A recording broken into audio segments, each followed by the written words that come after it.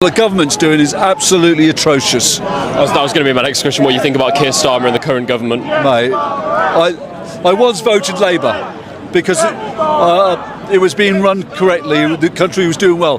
But what they've come in and done, stopping the old people's heating, opening the floodgates, and mark my words, he's going to release all those illegal asylums. He's just going to go sign it off and they're going to be released into society. They won't be properly vetted. He's all spin, he's all talk, and it's not the right sort of talk that we need in this country. He's been dishonest to win the election, and I really wish him, well, the whole party to be kicked out because they've been greedy and they're making people, poor people, suffer. And that can't be right. When Britons headed to the ballot box, many did so with a sense of hope. After years of austerity, scandals, and broken promises, voters entrusted Keir Starmer and the Labour Party with the future of the nation. It was supposed to be a fresh start, a chance to restore dignity to public life and compassion to governance. Instead, what they got was a betrayal of trust on a scale few could have anticipated. Labour's policies, far from uplifting the vulnerable, have begun to crush them. In one of the most chilling moves to date, the government is cutting off heating assistance to the elderly, leaving some of the most vulnerable citizens to suffer in silence as energy prices spiral. Pensioners, many of whom worked their entire lives to build this country, are now being left to choose between heating and eating. This isn't progress. It's a national disgrace. Meanwhile, the floodgates have been flung wide open at Britain's borders. Starmer, in a stunning act of recklessness, has greenlit the mass release of illegal asylum seekers, undermining national security and stretching community resources to the breaking point. His rhetoric of safe and legal route is exposed as little more than empty words when reality reveals a chaotic, unmanaged system that places Britain's own citizens at the back of the queue. For many who once saw in Starmer a steady hand, a leader who could steer Britain through troubled waters, his tenure has instead revealed a man who is all talk and no action. Worse, it's becoming clear to many that dishonesty, not integrity, defines the modern Labour Party under his leadership. Promises made on the campaign trail have been shelved, replaced with policies that betray the very people Labour once vowed to protect. The cruelty isn't accidental, it's systemic. Under Labour, Britain's poor are being pushed further into desperation. Benefits cuts, council tax hikes, and an utter neglect of rural and working-class communities have become the hallmarks of a government that once claimed to be for the many, not the few.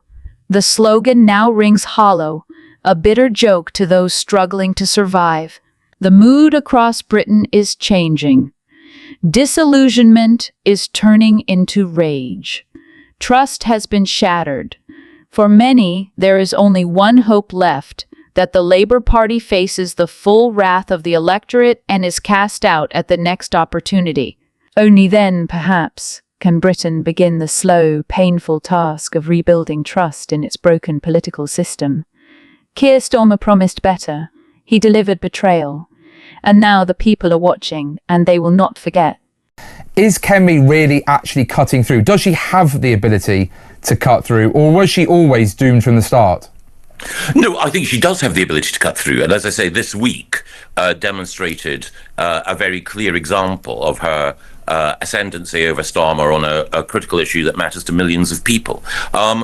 I also have a lot of time and respect for Rob Jenrick. I work with Rob at the Ministry of Justice, and I think that he's set a very good example in opposition of how to drive change. The fact that he, on the whole issue of two-tier justice, took the government to the cleaners on the question of recommendations from the Sentencing Council that would have seen some citizens treated differently in the courts from others.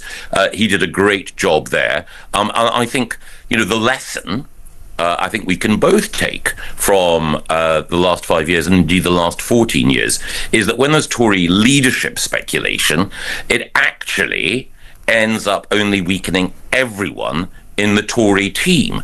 So, one of the things that I suspect viewers may remember, Jonathan, is that you were one of those people who said, whatever you think of Boris, whatever the criticisms you might level at him, if you get rid of Boris, you are not going to get rid of the Conservative Party's problems. You may actually end up only exacerbating them.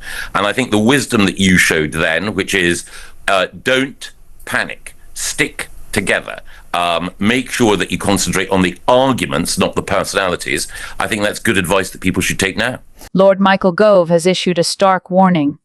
The constant churn of speculation is not invigorating the Tories. It is weakening them.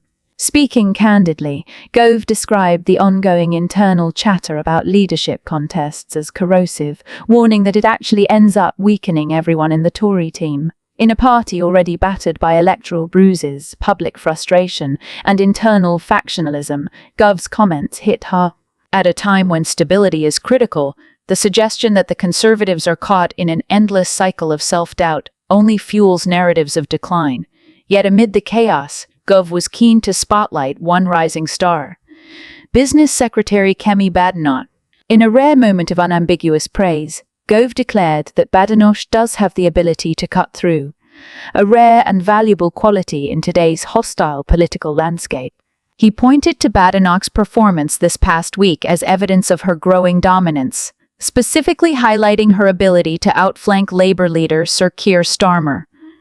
This week demonstrated a very clear example of her ascendancy over Starmer, Gove noted, framing Badenoch as one of the few Conservative figures capable of landing decisive blows against Labour's seemingly unassailable lead in the polls. Indeed, Badenoch's name has been swirling around Westminster for months now, often whispered among backbenchers and rising Tories as a potential future leader. Young, sharp, and unapologetically combative, she embodies a different vision for the post-Sunak Conservative Party, less cautious, more ideological, and ready to take the fight directly to Labour. However, Gove's intervention comes with an unmistakable undertone of caution. While he may admire Badenoch's prowess, his warning is clear. Constant leadership speculation is a trap. The Conservatives, he implies, cannot afford another brutal leadership contest when the next general election looms dangerously close. For now, Badenoch's star continues to rise. But whether she, or anyone else, can unify a party at war with itself remains an open question. As Britain watches the Conservatives squabble over their future, Labour may quietly reap the rewards. And if Lord Gove's warning goes unheeded, the Tories may find themselves not just weakened, but finished. The funeral of Pope Francis, and what a solemn event that will be at 10 o'clock here in Italy, 9 o'clock your time. And already the streets of Rome and the Vatican City are densely packed. There are police out on the streets that are blocking the roads. It's almost impossible to drive anywhere near the Vatican City at the moment. And in those crowds are tourists, there are pilgrims, there are people from religious orders. Expectations of 250,000 people to be here in the streets for the funeral later on today, as well as delegations from 130 countries, including 50 heads of state and 10 reigning monarchs. So you can imagine the security operation that is taking place below my feet where I'm standing now. We've seen the army, the military police, the national police. They are all lining the streets, many of them brandishing guns. They are being very friendly, but you can imagine it's almost like a duck on the water, that all of the hard work is going on despite their smiles to the crowds. They, of course, will be very observant, trying to keep all of these people safe today for this moment in history. Well, let's speak to someone who is attending the funeral today. I want to welcome in